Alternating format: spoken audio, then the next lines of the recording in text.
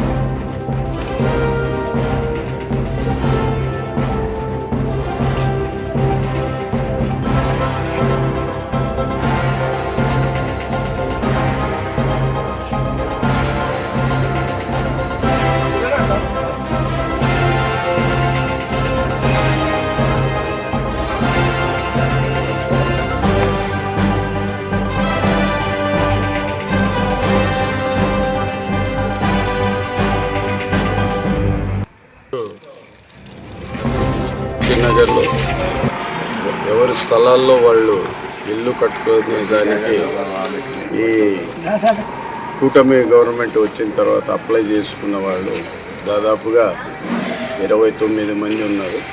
గతంలో కూడా 2014-19లో తెలుగుదేశం గవర్నమెంట్ ఉన్నప్పుడు అప్పుడు కూడా చాలా ఇళ్ళు శాంక్షన్ చేసాము ఆ ఏరియాకి. అక్కడ నివసించిన ప్రజలు కూడా బాగా కట్టుకున్నారు.